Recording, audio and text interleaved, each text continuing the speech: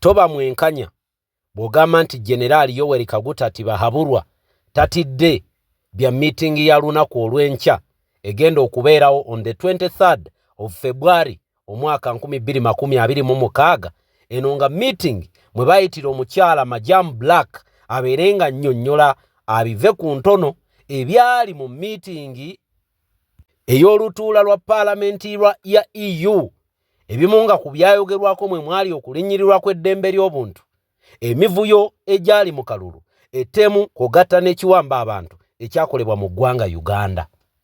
Toba mwenkanya bw'ovaayo n'ogamba nti ebigambo ebyayogeddwa okera olyemu tekaabadde kabonero kalaga kutya na kweraliikirira kwa gavumenti kwerina, ng'era baabadde banoonya oluwenda oba omulamwa bwe batandikira okugamba nga bo bwe bali ab'ekitale ennyo era tebalina opportunity gye bagenda kuwa Kyagulanyi kulaga nti w'amaanyi. Olwaleero gavumenti tewa Bobi Wine opportunity, wabula Bobi Wine yawa gavumenti eno opportunity okwedifendinga kw'ebyo ebigivunaanibwa oba okuvaayo okwewozaako ku bikyamu gavumenti eno bye yeenyegeddemu. Nga tetunnaba kugenda wala kulandagga, Kyagulanyi yanyoomebwa era ne mwami Yoweri Kaguta Tibahaburwa okumanya nga yanyooma Kyagulanyi teyakoma ku kunyooma Kyagulanyi yekka, wabula yanyooma n'abo bennyini abaamukoowodde mu lutuula olw'akafubo mwe bayitidde amukiikirira mu Uganda oba e Bulaaya naye ng'akiikirira Uganda, omukyala Majam Black. Okumuyita mu lutuula luno baabadde bamulagirako ku bwereere nti gundi ggwe newankubadde ebigambo obadde ofukumuka bingi ng'oli e Kampala, ffe wano ffe tulina kontro era olina okujja gye tuli otunnyonnyole ebyo ebitaatambula bulungi mu kalulu ke tuvujjirira, kubanga bannayuganda bangi bandibanga tebakimanyi e Bulaaya eyo yewava okuvujjirirwa kwa kalulu konna akabadde kajja kateekebwateekebwa mu ggwanga lino Uganda. Nkiddemu muntegeere akalulu konna akabadde kajja kateekebwateekebwa mu ggwanga lino Uganda kuva mu mwaka ogwa 1985 okudda waggulu, actually kuva mu mwaka ogwa 1990 otubatandikira okudda waggulu kabadde nga kavujjirirwa mawanga g'abakyeruppe. Kyova olaba amawanga g'abakyeruppe gano gwatamanyi gayina authority ey'ekika ekya waggulu okulondoola ebivudde mu kalulu, kubanga gateekamu nnyo mu kalulu konna akaba kali ku lukalu lwa Africa okulaba nti kabeera free and fair. Era mwami Yoweri Kaguta Tibahaburwa tagwana yadde olunaku olumu okubagamba nti nno talina bbawa accountability kubanga bali eri be bavujjirira bino ebyabadde Uganda. Oba munfunye bulungi? Kati njagala tutandike ne vidiyo eno mwami Yoweri Kaguta Tibahaburwa ng'abalaatira abaami n'abakyala bano era y'emu ku butambi bw'enkujjiddeyo bumuviiriddeko emitawaana n'eminoko. Vidiyo eno ebigambo byange bitono nnyo kuba leero wiikendi mpa nnyo omwaganya bakomredi abalala okubaako ebigambo byabwe ebiyita ku mikutu emigatta abantu naddala nga bigattako amawulire agakagwawo nga tetunnaba nagenda mu katambi kano.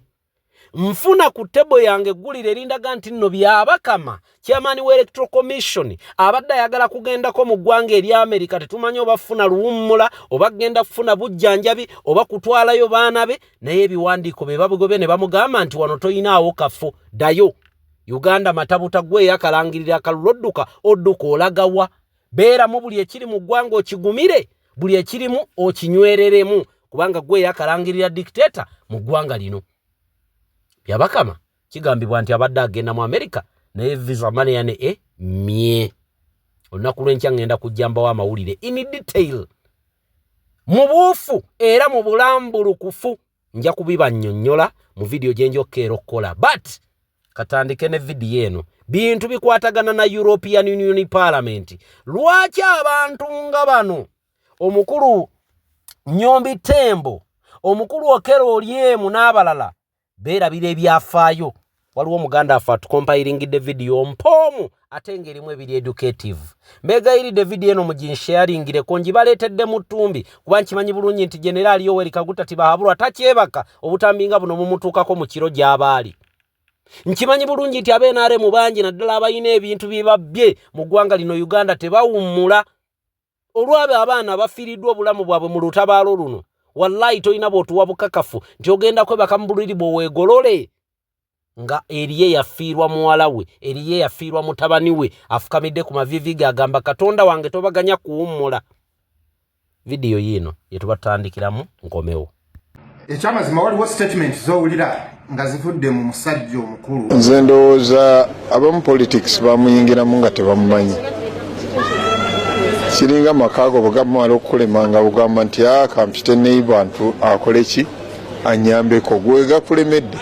You see, leadership is not ekintu ekiri awo ekyokusaagiramu ekyokuzannya. Era kyovola president abaala yayogera ebbanga erisinga nti abantu abaddukira mu bazungu okunoonyayo obuyambi n'okwogerera amafuukooli be balabe b'ensi rino. Omuzungu tolina kyomugamba kyakwetaagako omunnyonnyola akuyamba eki.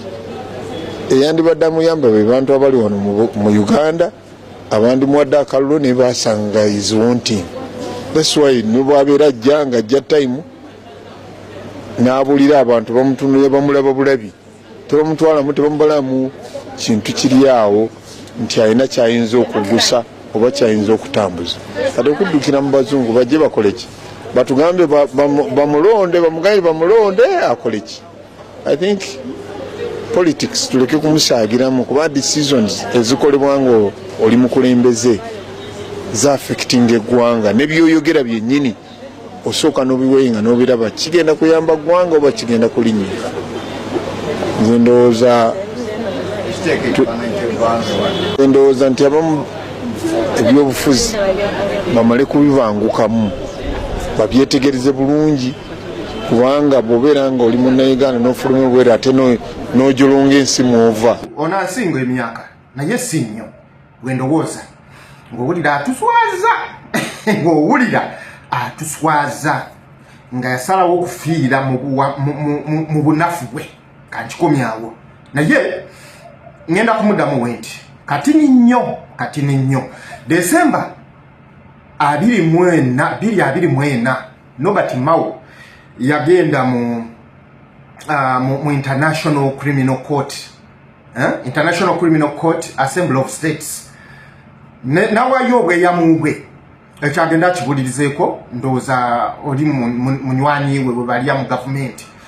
Nawayo okweyama kwe on behalf of the Ugandan government nti Ugandan government egenda kuwagira court, International Criminal Court, engeri gyekwasaganyamu ensonga z'emisango eri abo abatulugunya abantu abatuusa abakola emisango bajje tuyita crimes against humanity, emisango egyo ejja naggomolo okutta na biki Mao yeyimirira government kiki kye yali anoonya mubeeru.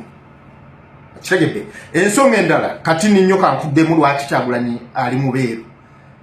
Kyagulanyi lwaki yagenze mubweru fe ebibala tubiraba era njagala okukakasa nti byabakama byabakama yani byabakama justice byabakamani sagala nakumubanya linnya ddala injustice byabakama obadde okimanyi nti bamumye visa eya America. Obadde okimanyi ekitasukka nnaku 2 bamumye visa eya America. Yabadde agenda wa mu bazungu ebintu ebimu ate byabakama yakyerese kubanga abasajja bakyafumba kintu kyabwe. Kyagulanyi agambye sanction them ate mu dakiika yemugwe n'opuluka n'ogamba nti kagende ku embasi nga tebannateekako sanction. Byabakama James Kakoza n'ababadde batakimanyi bamumye visa y'omu USA. Era ekibuuzo kibadde kiri nti abasajja bannyimidde ki visa ekituufu akimanyi. So Kakoza mudde bano tetukyabawa nnyo budde ne kabadde just ka brief okumulaga lwaki Kyagulanyi yagenze. Si kugamba nti tamanyi byabukulembeze. Kakoza nawe jjawo buwumbatuutu oyagala kusalawo okukaddiwa na busiru. Museveni teyafunako baziyita wakwata bakiraga directly nti yafuna obuyambi obwamuyamba okujja kwa Amini. Naye he was funded by the British government okujja kwa Amini. Of course Tanzania yamuwa amagye naye gali supported by the British. Mwegendereze nnyo buli gwona owulira nga akola statement naddala nga tagwa mu family ya Museveni nga bulijo nabo aboogera ebigambo ebyo byennyini bewulirako nga Museveni yagamba nti takolerera muntu yenna akolerera family ye nabazzukulu be ne bafuluma statement ezo style ezo. Omanya beba babadde babba abakozesa advantage okuba ba minister kubanga oyo Kakoza yali minister wa health tuli fembi era tolowooza nti asobola okuba nti yali clean n'avaayo nga talina madambi g'akoze lwakuba nti Museveni abaaleka ne kiyitawo kitegeera bebo bogenda owulira ababadde babba amataka g'abantu olw'okuba banene mu gavumenti agenda n'agenda ku kyalo gy'azaalibwa ng'alina ddabo kabini y'abasirikale bakozesa obuyinza obubi pressure increase or decrease bayabaka babadde yagala tulekera Uganda naye gwayagala okuwakana omanyi Uganda ye muntu ayagala okuka ayinza okugamba nti tuwa obukakafu we twaba information nti yali anyono wokota Dr. Hilderman nti bamumye visa abantu basooka bagamba nti tulimba naye byabakama fe tubawa amawulire namuwakana bamumye visa kitegeeza sanction teyalinze sanction ye kumachuwaringa nayagala apaapale kumbe USA amaaso gali gata yabakama totolekera gwanga perawo tujja genda tubitegeera mpola mpola abaami bano babadde batuvuga ebbanga lyonna mu nkola gye twali badde tuyita eya reverse psychology batuvuga kifuula nnenge tetwagala bano bakyerupe tetukwatagana nabo naye ate twetaaga paundi ne dola okuva mu bo bakyerupe tetukwatagana nabo naye ate munnange batwayo ku buyambi obw'emmundu tubwetaaga era buba butuyamba kinene eyo enkola kati yavuddewo njagala batwala mu video ndala nga temunnaba kwebaka video eno njagala weebake ng'ogimeditatingako nayo nkulu nnyo naddala eri abo bannankyukakyuka n'abali mu NRM abawulidde ebigambo bya Nnyombi Tembo ne mumera ebiwawaatiro ne mugamba eba abaffe abawulidde ebigambo byokero olyemu ne mumera ebiwawaatiro ne mugamba yoyo olyemu waffe muwulire bino mujja kukkakkana. On election day, after casting my ballot, I went home only to find my house surrounded with hundreds of soldiers, and later I learned that the same was happening to all our party offices across the country. The internet was switched off. Mainstream media was placed under strict censorship. Any radio station that dared to report on the election was immediately shut down. Radio presenters and journalists were arrested. And so in this complete blackout, General Museveni declared himself winner of the election again. Out of indigenous wisdom, it goes bakuseredde mu katale oyombesa kubo. Now you lose an election. Nzizo kusomesa amakulu agali mu kwogera kwa Robert Kyagulanyi Ssentamu mu president waffe biki bye twafunyemu bwe yabadde nga ayogera mu Geneva Summit oleme kubeera mujeganga Nnyombi Tembo. Nnyombi Tembo oyo namulabye mwamulabye video ze zikweziri nga akulaga nti Kyagulanyi Ssentamu byayogedde temuli makulu yadde tebina yadde kye bigasa era mumuwulidde n'ebyo yabiwandiise waggulu era mu speech ye yabyogedde bannayuganda bamulabanga talina yadde value kaakati wulira bino oleme kubeera mujega nga Nnyombi Tembo. Omwaka gwali mu myaka gy'ekyenda nga ginaatera okuggwako eggwanga lya Yugoslavia liri mu Europe lyayina nakyemalira nga bamuyita Slobodan Milosevic yatyoboola nnyo eddembe ly'abannansi abaali bamuvuganya bangi yabatta yabakola buli kimu kyonna. Kyagulanyi w'omu ggwanga lya Yugoslavia mu gy'ekyenda yagenda mu Geneva Convention ne bayanjayo ensonga zaabwe nga Kyagulanyi bwe yakoze kati ne balinda omwaka gwa 2000 bwe gwatuuka nga Slobodan Milosevic avudde mu bukulembeze bamukwata ne bamutwala mu Geneva ne bamuwozesa. Guwera omwaka gwa 2006 nga bakyamuwozesa n'afiira mu kkomera.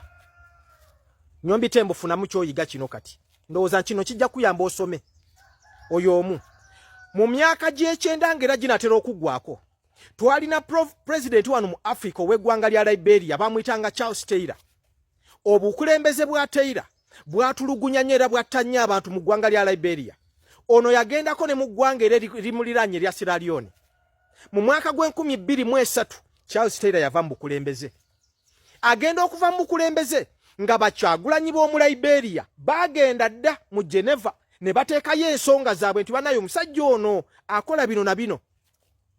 Taylor okuva mu bukulembeze bw'ati yalowooza mbu mugezi n'addukira mangu mu ggwanga lya Nigeria. Bamunoonyayo mu Nigeria ne bamukwata ne bamutwala Charles Taylor ne bamuwozesa okuva mu mwaka gwa 2016 bwe bamukwatira. Mu mwaka gwa 2012 Charles Taylor emisango 17 gye bamuggulako 11 gyamusinga. 2012 ne bamusalira agenda kusibwa emyaka 50 ne Jebulye n'ali mukobera Charles Taylor eyali president w'eggwanga lya Liberia mu Africa. Nyombi Tembo kansubira nti olina peni oyiga. Tuvuddawo mu myaka gye 20 twalina eggwanga lya Ivory Coast mulimanyi lyalina president Laurent Gbagbo. Obukulembeze bwe mu myaka gye 2009 mmeka okujja 2011 yatyoboola eddembe ly'abantu abaali bamuvuganya Gbagbo. Bangi battibwa naddala mu kulonda okwaliyo mu 2010.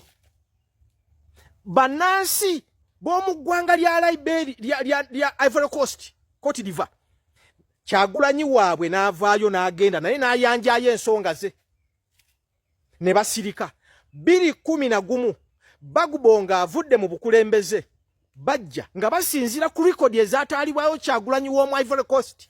Gbagbo ne bamunywa ne bamutwala 2011 ne bamusimba mu kaguli. Yamalayo emyaka 11 ng'ali mu kkomera ng'awoza. 2021 kooti we yamusonya ne mugamba kale ddayo gw'owonye. Myaka 11 ng'ali mu kkomera. Kati gwe Nyombi Tembo bw'oba nti oli mujega nnyo tomanyi buvunaanizibwa tomanyi lwaki Geneva Convention yateekebwawo oba watusala oba olaga nti abantu b'e Kasanda abakugoba ku bw'MP General Museveni yakugoba ku bwa minisita bonna balaba nti oli mujega. Ekirala Nyombi Tembo bw'obanga gwe akulira Communications Commission kati ofuuse bulogo ovuganya naffe otukubamu ebituli tugenda kuddamu nga buloga munnaffe ekyo kigumire. Kuba tosobola kuba nti gwakulira UCC ojje directly mu byobufuzi okuba mu bakulembeze baffe ebituli ng'olowooza tujja kuleka no wano tugenda kuhandolinga nga buloga munnaffe. Nyombi Tembo olaba tipi eno wagambye Kyagulanyi bannayuganda tebamulaba mu value nga bwe wawandise abubi ebyo byenteeseewo. Mutabanyi wange namuletedde katipi kano ne mubuuza katipi kano ne Nyombi Tembo ani asinga value. Yaŋambye daddi eno tipi ya mugaso nnyo okusinga Nyombi Tembo. Mutabanyi wange wa myaka 5 kitundu agenda kweza mukaaga ali mpi1 konze kijja kitya ati anti eno tipi bweva mu Uganda ne bagaana tipi okuzikozesa mu Uganda fenna mu Uganda tukosebwa tufe endwadde z'obujama. Naye Nyombi Tembo bwafa famire ye yokka abantu basatu be bakosebwa nagambye banaye Katonda we bali wampa abaana abagezi.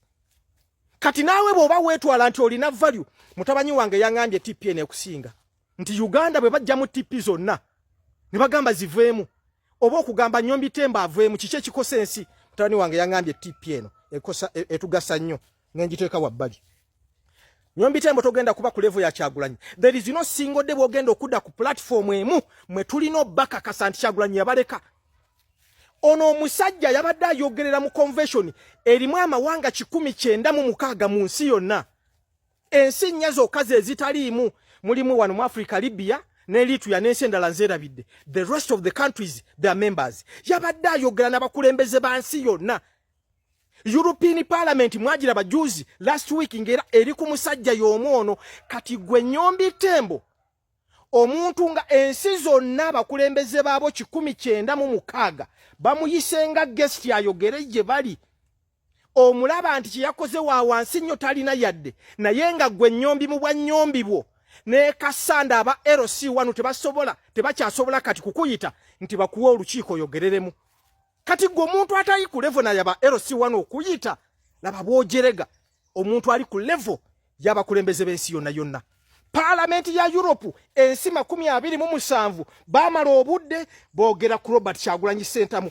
Gwe LCA wamwe Kasanda tetuwulirangako yadde olunaku olwo nti boogera ku Nyombi Tembo.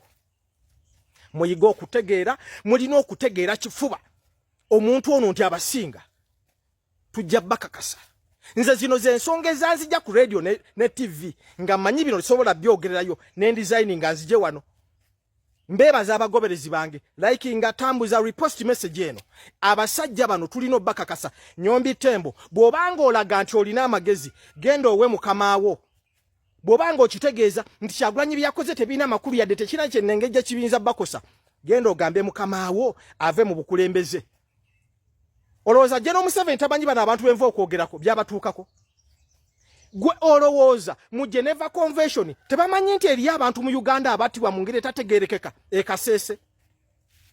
Gwe olowooza mu Geneva Convention tebamanyi nti eriyo abantu abaasibwa mu train emukula eteeso nga 10 nga 7 ogw'omusanvu nga 10 1989 ne bafiira mu kitrain ki container? Mu Geneva Convention tebamanyi nti bannaffe mu Uganda olunaku lumu ng'ennaku z'omwezi 11 omwezi ogw'omwenda 2009 balemesa Kabaka ogenda e Bugerere abantu abasuba mu 54 battibwa. Olowooza Geneva Convention eyo tebalina mawulire nti mu kulonda kuli okwayita 2020 nga 18 Novemba bannansi abasoba mu 10 battibwa mu Uganda olunaku lwe balemesa Kyagulanyi Ssentamu okwogereruuka. Olowooza aga mawulire tebagafunanga? Guno omukutu Geneva Convention kankuyigirize ekola kuba kulembeze mu nsi yonna ekoma kuba presidents oba bakulembeze mu nsi yonna okutyoboola eddembe lya buntu oba okutta abantu abatalina musango. Crimes against humanity, international humanitarian law gwe jimenye ta abantu naye ng'okamanyi. Kakati mbuulire ensonga emu eremeseza mukamawo mu bukulembeze bw'abe ekyo si kyatya. Mugambe ave mu bukulembeze. Kyagulanyi amaze okuteekayo ensonga nga bakyagulanyi b'ensi ziri bwe bakikola, mugambe mukamawo ave mu bukulembeze. Gw'olowooza ki kyatya okuva mu nsi mu bukulembeze? Wensi nsonga ki General Museveni gyatya okuva mu bukulembeze? Eyo ate kati ensonga zamaze dda okuluma. So muleme kulimbalimba bantu kulaga mwe temwina kye mwatidde. Ebyo byakoze eno gavumenti eyidde. Video eno njiba compiling ng'ebigambo byange bitono nnyo kuba njagala nnyo mukwate ebyo ebiri mu butambi. Kanfundikire ne kano kuba nako kakulu nnyo. Lwaki Bobi Wine addukira mu bakyeruppe? Kubanga nammwe gye mwaddukira, nammwe be babafuula kye muli. Katubifune. Nga bwe bakayita omukyala Majiam okugenda okubitebya, oyo ambasada wa Uganda mu Brussels, okugenda okubitebya mu European Parliament, ate waliwo n'omukyala oba mujjukira omukyala oyo eyawakanya Chief Justice Owinyo Odolu ku bintu byali asazeewo muguuni mu kalulu kali akasooka.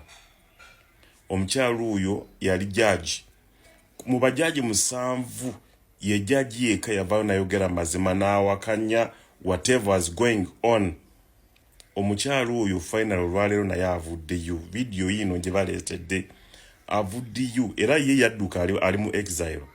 Yadduka mu Uganda bali bagala ndowooza kumutta oba kumubuzaawo, nadduka n'agenda. Omukyala ono azze n'obwino era naye agambye agenda mu European Parliament okwongereza ku ebyo abanuupu bye bagenda okwogera mu Parliament on Monday.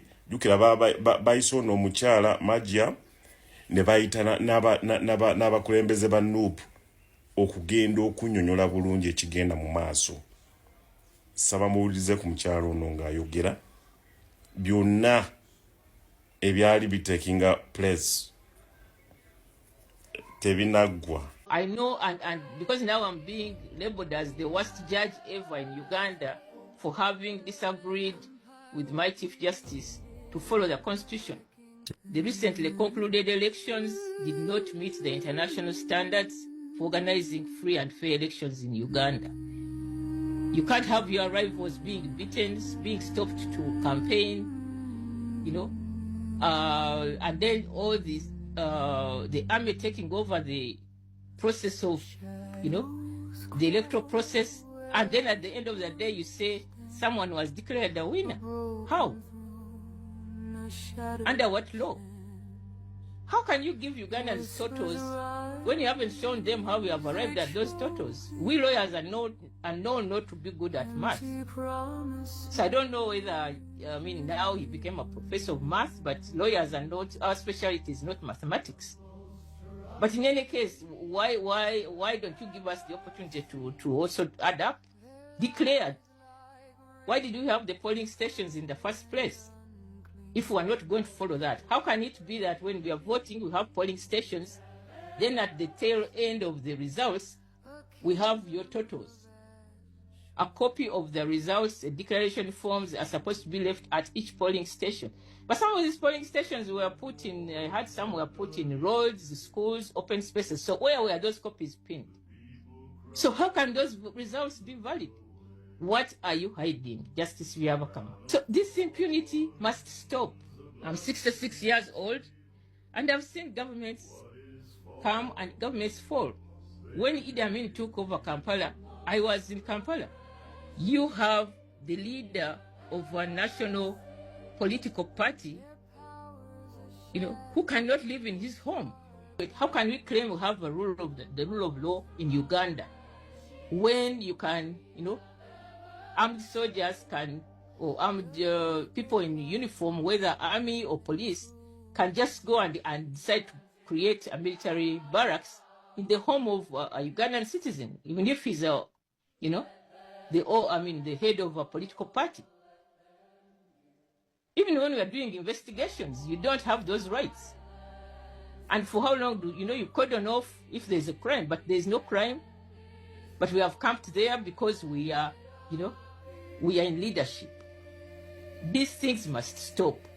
So if the soldiers on the ground have removed their names,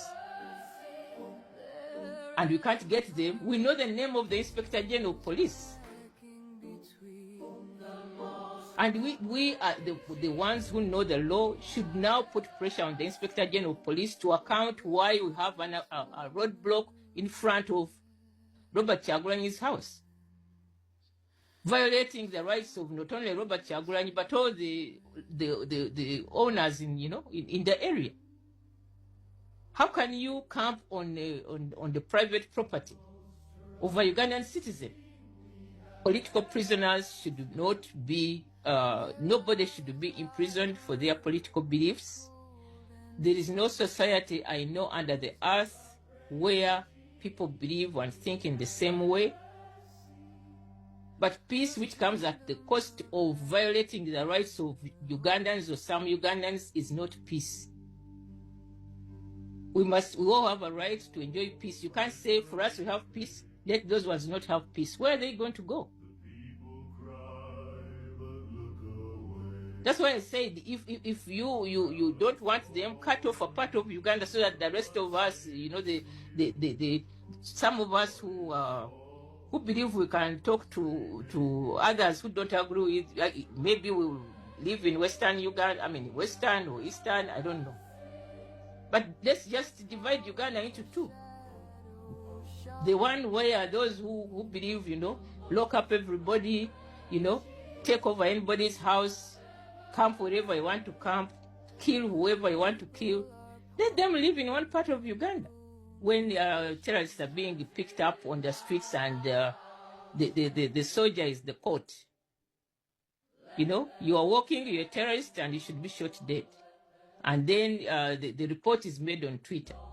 They are going around and they are threatening, is it Uganda Communications Commission is issuing a communication to radios.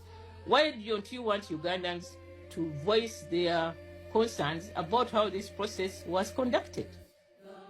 I know, and because now I'm being labeled as the worst judge ever in Uganda for having disagreed with my Chief Justice to follow the Constitution. That has earned me, the tribunal I'm supposed to be facing. And I'm like, why are you wasting time? The real problems in Uganda are corruption. We have judicial impunity, judicial corruption, and corruption by other public officials. We have public scandals, that go on uninvestigated. I saw the government of Idi Amin fall. I saw the government of Obote fall. The government Obote, Obote 1, Obote Amin, Obote 2. So, and beyond Uganda, we've seen other governments. Guess anadda kwawo. Either bagenda kuita Museveni oba mutabanyiwe. bagende na babitebye nga bwe byatambula. Naye guess what happens? Kasane bakusoya ne balaba nga otagala mu bigambo byo. Bagenda kubuuza tuweeku original copy. Tuweeyo ko original copy ey'ebintu ebyava mu kalulu. Otagale nga ate bo already balina original copy. Otagale otwale fake. Awo wenyini balinawo police. Mbakakasa Museveni wagenda ku European Parliament. Wagenda ku European Parliament EU. N'akomawo Uganda. Bagezi. Nabo bagezi bamanyi how to handle issues. Mpola mpola agenda kwatibwa mu mbeera yonna. Ate nze saagala bayite mutabanyiwe. Nze njagala bayite mwenye yennyini agenda abitebye. Bimulemi kabaka weddemu. Ekyo kye bayita kabangi. Wano Bobi Wine we yagenze mu Geneva bayogedde buli kimu. Kati kyekiddaku mwatugamba kati kyekiddaku era amaze biseera. Bro, democratic process moves mpola mpola, etambula mpola mpola. Nabagamba teri agenda kuyiwa musaayi. Bobi Wine okutula ku ntebe oku teri agenda kuyiwa musaayi, nze mbabulidde. Majestically, systematically, mpola mpola, gradual. Nabagamba wano oti mujja kulabanga omuntu alayira ogwokutaano Bobi Wine tebinaggwa. All eyes on Uganda. Ekyo nzaba buulidde. All eyes on Uganda. Buli kimu bagenda kubuuzibwa. Already the files zinootingibwa. Awo ku European Parliament yawo bamunyige. ICC etandikira awo. As simple as that. Ekyo kyebakola. Kyebakola because already ECOWAS yabawandiikira nebasaba mutuukirize omuyaayo tumunywe. Bano abagamba mugira mulinda muko. Komesa nesalawo nesayininga negamba kino kisusi. Ne babagamba mugira mulindako tusooke tugatharinge evidence emala. Already we are 70% mu evidence. Obukakafu. So, oye yenna ali eyonga wa NRM ali mu kusanyuka ali mu kujaganya tamanyi kijja. Nabagamba ekijja si muntu. Ekijja si muntu. Never joke with the power of people. Never joke with the people power. Never joke with the silent community. Osobola ogikola kyonna ky'oyagala. Osobola bafuula embwazo, osobola bayita ente ezo z'olunda, osobola bafuula buli kimu ky'oyagala. Naye time etuuka Katonda aba alaba buli kimu ekigenda mu maaso. Talya mandaazi. Ekyo mukyerabira nnyo. Osobola okuloba abantu byonna by'oyagala mu nsi. Naye your 40 days are always there. Ennaku zwago. Yes, you want it or not. And that is automatic. Wenzo okulaba nti Uganda okoza amajja agawera buli kimu kibuki. Naye ensi eno ina abagezi bangi okusingako gwe. Bakuyita the other way round. Era ne bakunyiga mu mbeera emu bendala. Waliwo amateeka. Ennaku zo tetukyali mu bembu bantu bagende mu musiko balwana simanyi. Democracy attests all. Eyogera bulungi.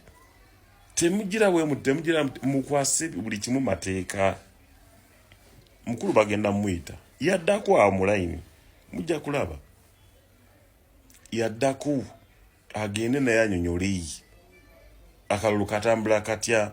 Lwaki abanauganda banyigirizibwa batulunyigizibwa batulugunyizibwa lwaki bannayuganda bakola ebintu ebitu lwaki wasiba omuntu ono lwaki wono wakola bwoti lwaki amagye gakyali wa opposition leader opponent wu gakolayo ki oba olabanga wawangula ekikutwazayo amagye abasirikale poliisi ewuwe kiki lwaki omunoonya ate nga gwe yamuwangula lwaki omuntu atuuka okuva ewuwe n'adduka ewuwe ng'ate yali mu kalulu kyekyatuukawo lwaki otiisatiisa okumutta lwaki otiisatiisa omukola bw'oti byonna ebyo someone is going to explain ye time omunauganda asanyukeko